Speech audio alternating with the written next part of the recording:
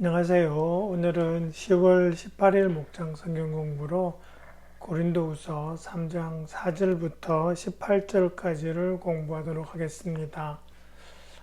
먼저 이 고린도후서 3장에 대해서 전반적으로 좀 이렇게 설명을 하자면요. 이 안에 있는 3장의 가장 주된 그 말씀은 사도 바울의 사역이 그 성령의 역사를 통해서 이루어지고 있다라는 것을 강조하는 의미로 쭉 적혀 있습니다. 그러니까 자신의 사도직을 변호하면서 또 그리고 자신의 사역이 어떤 것이라는 걸 이렇게 이야기하시면서 이 사역이 내가 하는 게 아니라 성령이 하신다라는 것을 전반적으로 좀 강조하고 있습니다. 그걸 어디서 좀 알 수 있냐면 지난주에 공부하셨던 마지막 절이 3절인데요. 거기에 보시면 이런 표현들이 나오죠. 그 2절에서 우리를 청구하는 추천장이라는 말이 나오고 3절에서 그리스도께서 쓰신 편지 그리고 하나님의 살아계신 하나님의 영어로 쓴 것 그리고 돌판에 쓴 것이 아니라 가슴판에 쓴 것. 이런 표현들이 뭐냐 하면 이거는 사람의 역사가 아니라는 거죠. 하나님께서 하시는 것이라는 것을 강조하는 그런 표현인데 이걸 이해하면 이제 3장에서 전반적으로 하시는 말씀을 좀 이해하는데 도움이 좀 됩니다. 그리고 이제 5절하고 6절을 이렇게 보시면은요, 우리 그 세 번역에는 이런 말이 있어요. 우리가 이런 일을 할 수 있는 자격이라는 말을 하시고, 또 우리의 자격, 또 6절에서는 새 언약의 일꾼이 되는 자격, 이런 말씀을 하시는데, 혹시 그 개역 개정을 읽어보신 분은 보시겠지만, 자격이라는 말이 안 나옵니다. 그 대신 어떤 말이 나오냐 하니까 만족이라는 말이 나와요. 그 개역개정의 5절은 스스로 만족할 것이 아니니 우리의 만족은 오직 하나님으로부터 나느니라 이렇게 되고 또 6절에도 보시면 새 언약의 일꾼 되기에 만족하게 하셨으니 이렇게 돼 있어요. 그러니까 두 성경 버전이 완전히 다른 말을 쓰고 있습니다. 그죠? 개역개정은 만족, 이 세번역은 자격, 이런 식으로 이제 번역을 했는데, 이게 왜 그러냐 하면, 이 두 단어에 해당하는 헬라어 말은 같은 단어입니다. 근데 이 단어의 뜻이 이 만족이라는 것과 자격이라는 말을 함께 이렇게 표현할 수 있는 단어입니다. 그 영어 성경으로 보시면 confident하다 이런 말이 나오고 그 다음에 뭐 이렇게 뭔가 satisfied, sufficient 이런 말씀을 하고 있거든요. 그러니까 이게 무슨 말이냐니까 사도 바울이 지금 기본적으로 하는 말은 내가 지금 이 사역을 하기에 합당한 사람이라고 생각하지는 않지만 하나님께서 그렇게 할 수 있도록 해주신다라는 거예요. 그러니까 내가 그렇게 합당한 사람이라고 내가 이렇게 만족하면서 생각하는 건 아니다. 그리고 말은 내가 그럴 자격이 있다고는 생각하지 않는다. 그럼에도 불구하고 내가 이렇게 하나님께서 맡기신 사역을 만족할 만큼 이렇게 자격이 충분하다고 생각할 만큼 지금까지 되어 오고 있다. 그것은 하나님의 성령께서 나를 도우심이다 라는 그런 말씀을 하고 계시는데 이게 단어의 뜻이 그 두 개를 다 포함하다 보니까 양쪽 버전에서 번역이 다른 단어로 되어 있다라는 거죠. 그러니까 두 단어가 이렇게 함께 공존할 수 있는 그런 번역이 되고요. 그 다음에 이제 5절부터 전반적으로 쭉 보시면 느끼시는 게 뭐냐 하면 모세의 일이 자꾸 기억나는 겁니다. 지금 이 특별히 뭐 7절 그죠? 그 다음에 10절 그 다음에 뒤에 가서 13절 이런 데 보시면 모세의 이름이 그냥 나오기도 하고 모세의 상황이 생각나는 그런 내용들이 나옵니다. 여기서 이건 뭐냐 하면 사도 바울이 지금 자신이 부름받고 사역하는 그 상황을 모세가 부름받고 사역하던 그 상황하고 이렇게 대비시켜서 이 말씀을 하고 있는 겁니다. 기억하시겠지만 그 출애굽의 리더로 하나님께서 모세를 부르실 때 모세는 자기는 자격이 없다고, 능력이 없다고, 못하겠다고 그렇게 했었습니다. 그런데 이제 하나님께서 설득하시고 또 형 아론까지 붙여주마, 나중에는 화도 내시고 이래서 모세가 그 하나님의 부르심에 순종하며 나아가잖아요. 근데 보면 그 뒤에 나오는 구약의 모든 말씀을 보면 모세가 너무나 잘한단 말이에요. 그건 뭐냐? 모세의 능력이냐? 아니라는 거죠. 하나님께서 그렇게 할 수 있는 능력을 부어주셨기 때문이다. 라는 그 말씀을 지금 사도 바울이 은연중에 하고 있는 겁니다. 그러니까 나도 내 능력은 안 되지만 하나님이 나를 부르셨고 거기에 쓰임 받으면서 성령께서 나를 도와주시고 계시다. 라는 그 의미로 지금 사도 바울이 자신하고 모세를 이렇게 대비시키고 있습니다. 특별히 그게 잘 나타나는 그 말씀이 5절입니다. 그 할 수 있는 자격이 우리에게서 났다고 생각하지 않습니다. 우리의 자격은 하나님에게서 납니다. 이 말이 이제 바로 그런 의미입니다. 내가 잘난 게 아니라 하나님이 나로 하여금 할 수 있게 하신다라는 그 말씀을 하고 있는 거고요. 그 다음에 이제 6절에 나온 말씀하고 또 9절에 있는 말씀을 조금 이렇게 연결해서 좀 설명하고 싶은데요. 그러니까 6절에서 보시면 좀 과격한 말이 나오죠. 문자는 사람을 죽이고 영은 사람을 살립니다. 이런 말씀이 나오고 그 다음에 9절에 가시면 유죄를 선고하는 직분 이런 말이 나옵니다. 그죠? 이게 뭐냐 하면 이 문자는 율법을 의미합니다. 그죠? 그 유죄를 선고하는 직분은 그 모세가 하나님으로부터 십계명을 받고 율법을 받아서 전달했단 말이죠. 그 율법이 사람들이 못 지키잖아요. 그래서 어떻게 됩니까? 그 율법을 못 지킴으로 해서 이스라엘 백성들이 다 유죄로 지금 증명되어 가는 그 상황이란 말이죠. 그러니까 이제 문자는 사람을 죽인다라는 말이 그 말입니다. 이게 하나님이 죽인다라는 말이 아니라 또는 율법이 자체가 잘못됐다는 말이 아니라 하나님께서 그 율법을 주셨지만 그 율법을 다 지킬 수 있는 능력이 사람에게는 없다라는 거죠. 그래서 그것을 다 할 수 있도록 하나님이 성령으로 이렇게 도우시지 않으면 사람은 지킬 수 없다라는 거고 그렇게 되면 지킬 수 없었던 사람들은 하나님의 심판을 받게 되는 그 자리로 가게 된다라는 거죠. 그래서 사람을 죽인다, 유죄를 선고한다라는 말이 이렇게 나오는 거고요. 이 말씀들은 사실은 로마서 2장 29절, 로마서 7장 6절 내용하고 이렇게 연관이 됩니다. 그죠? 로마서 2장 29절에서 하는 말이 그거잖아요. 제가 거기에 좀 이 파워포인트에 적어놨는 것처럼 인용한 것처럼 율법의 조문에서 따라서 받는 할례가 진짜 할례가 아니고 성령으로 마음에 받는 할례가 참 할례입니다라는 이 로마서 2장 29절은 결국에는 사람이 하는 게 아니라 성령께서 도와주셔야 한다라는 그 말이 되고요. 또 같은 비슷한 의미로 로마서 7장 6절도 보면 우리가 지킬 수 없었던 그 율법을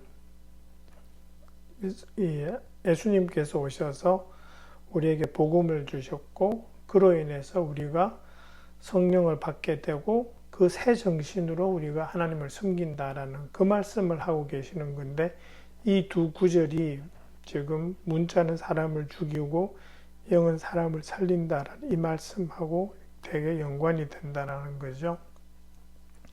그 다음에 7절에 보시면은 돌판에다가 문자로 새긴 율법을 선포할 때 광채가 났다라는 이 말씀은 그 출애굽기 34장에 나오는 내용하고 그대로 연결됩니다. 그 출애굽기 34장이 뭐냐 하면 처음에 모세가 그 율법을 받았을 때, 십계명을 받았을 때 그 내려오면서 그 백성들이 금송아지를 만들고 우상을 섬기는 모습을 보고 던져서 깼단 말이에요.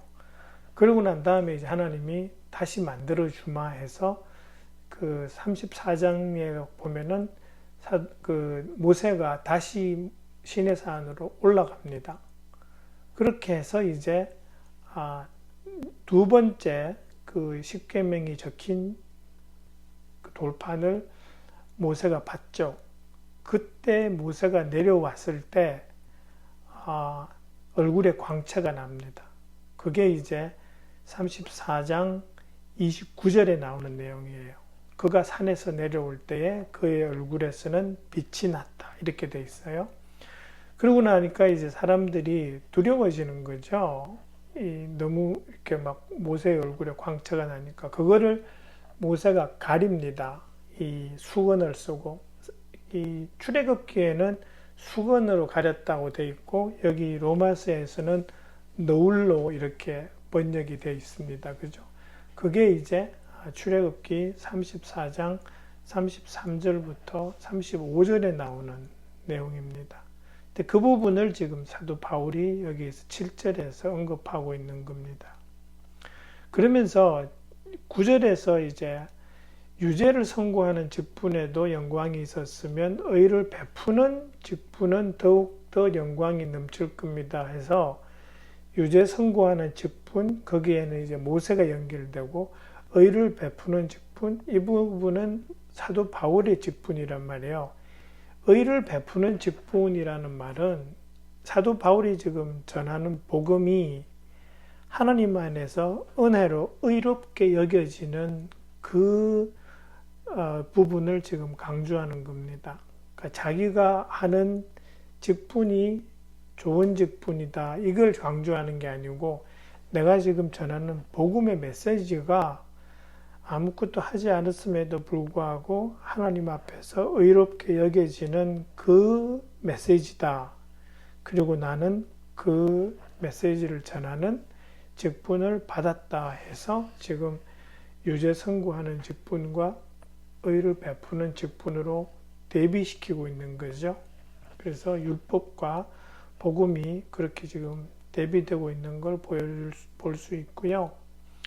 그 다음에 10절에 가시고 보시면 지금까지 영광으로 빛나던 것 이런 게 나오고 뒷부분에 보면 훨씬 더 빛나는 영광 이렇게 돼 있죠. 이제 지금까지 영광으로 빛나던 것은 구약이라고 볼 수 있습니다. 그죠? 하나님께서 아브라함부터 해서 이렇게 쭉 주신 그 약속의 말씀이 지금까지는 영광으로 빛나고 있었습니다. 그죠? 근데 이제 그것이 광채가 사라집니다. 왜?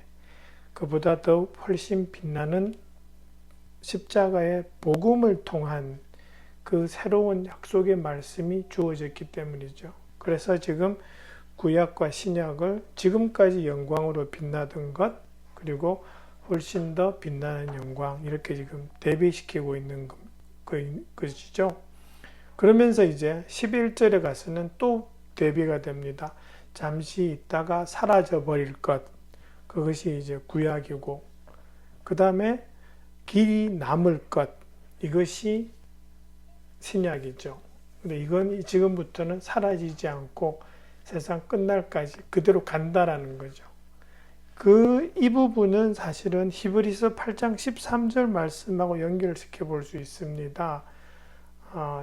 히브리서 그 8장 13절이 뭐라고 말씀하시냐면 하나님께서 새 언약이라고 말씀하심으로써 첫 번째 언약을 낡은 것으로 만드셨습니다 하면서 낡고 오래된 것은 곧 사라집니다. 이렇게 돼 있죠. 그 말씀이 지금 여기 그 10절, 11절에 그대로 이렇게 묻어나고 있다라는 것이 보인다는 거죠.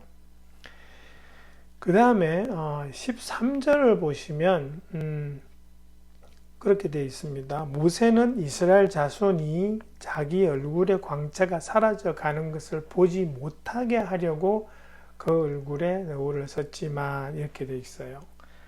근데 실제로 그 출애굽기 34장에 보면 빛이 났기 때문에 얼굴에다가 너울을 썼다고 되어 있거든요. 그 대신 하나님 앞에 갈 때는 너울을 쓰지 않았어요. 근데 요 13절이 지금 의미하는 바는 뭐냐 하니까, 처음에는 그렇게 광채가 빛나고 있었는데 나중에는 그 광채가 점점 사라져 갔다라는 거고요. 그러면서 광채가 사라진 모습을 백성들이 보지 못하도록 계속해서 너울로 얼굴을 가리고 있었다라는 의미가 된다라는 거죠.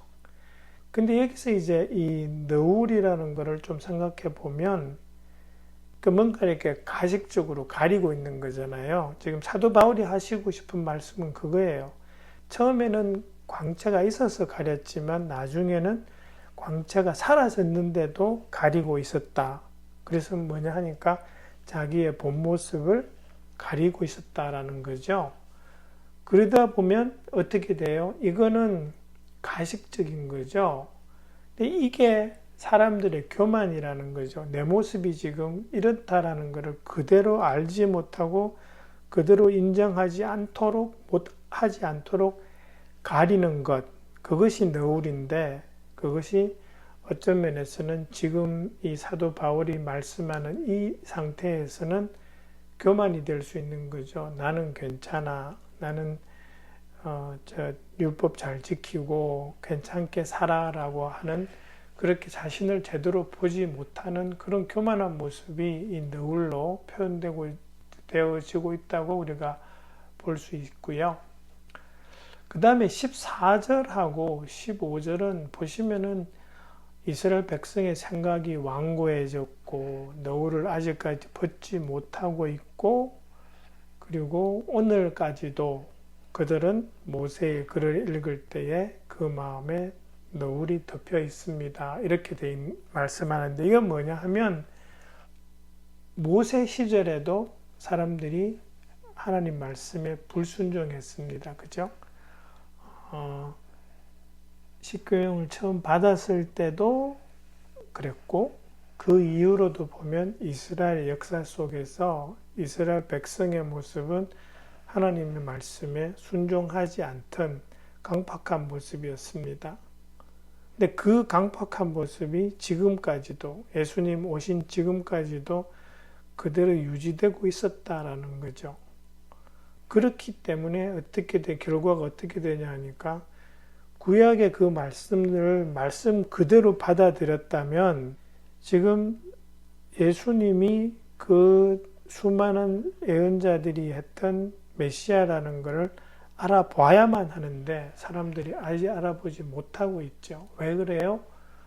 그 마음 안에 고집과 강팍한 마음이 그대로 있기 때문이죠. 그거를 지금 사도 바울이 14절하고 15절에서 그렇게 강팍한 마음으로 너울을 가리고 있기 때문에 너희가 지금 예수님을 알아보지 못한다라는 말씀을 indirectly 지금 하고 계신다라는 거죠.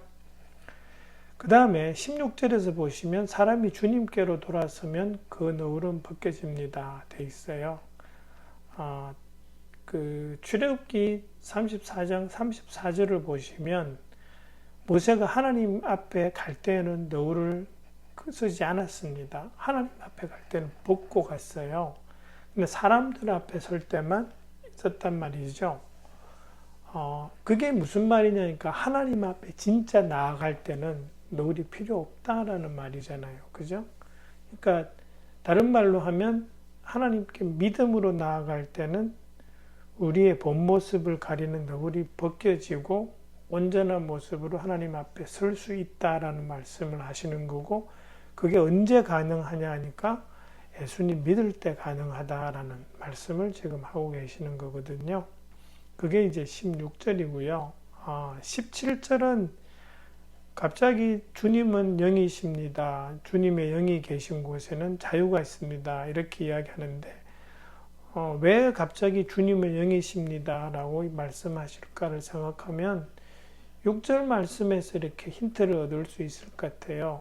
영은 사람을 살립니다. 이렇게 되어 있잖아요. 6절에서.